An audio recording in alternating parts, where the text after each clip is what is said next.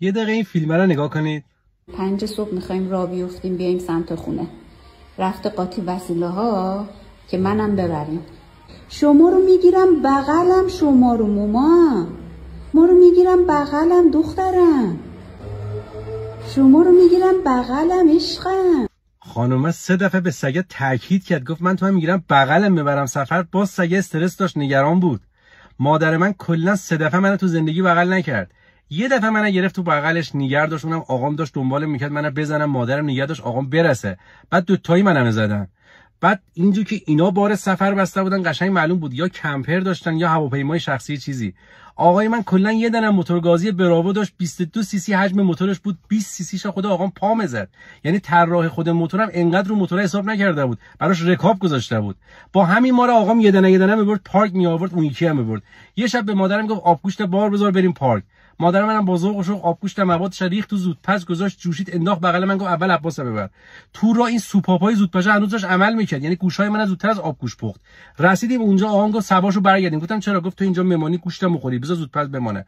سوار کرد منو آورد خانه، مادرم سوار شد با چادر قشنگ با ذوق و شوق به من گفت تو هم بیا. گفتم خب نمیکشد که موتور که. گفت نه تو بدو دنبال موتور. گفتم من چرا بدو هم دنبال موتور؟ خب میمونم خانه دیگه. گفت میمونی داداش اذیت میکنی، بدو ببینم. کتانی خریدم بس برای چی؟ انگار مثلا برای من ماشین خریدم. یه کتانی از این کفش ملیای میخی قدیما همه داشتن، از اونها برای من خریده بود. این میخای زیرش هر کدوم یه اندازه بود، بعضی وقتا یه دونه میخ از همه بلندتر بود، رو اون یه دونه میخ آدم راه میرفت. اون وقت یه آرم فیل بزرگ داشت، بعضی وقتا اصلا اون آرم از اون میخم بلندتر بود، رو آرم راه میرفتیم تا 6 ماه بگذره. جنس زیرش عین لاستیک تراکتور میمون، پارچه روش هم عین شروالی، تمام نمیشد اصلا این کفش.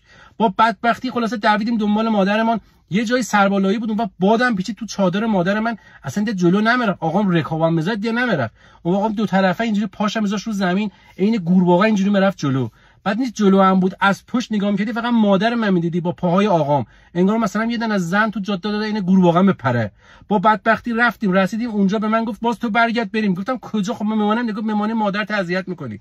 خلاص رفتیم اونجا، داداش سوار کرد، گفت تو بدو. گفتم خب داداش بدو، من بشینم سر موتور، خسته شدم. گفت تو کتانی داری. گفتم من دیگه اصلا نمیام، برو داداش بذار بعد بیا دنبال من. رفت داداش گذاشت، اصلا دیگه دنبال من نیومدم، من موندم خانه. بعد اصلا من اگر همون سرویس اولم میبرد، من آبگوشت دوست نداشتم، هیچی نمیشد. من گذاشتم خانه‌مان، بعد اصلا گوشت نداشت تو آبگوشته، فقط سیب زمینی و رب و پیاز.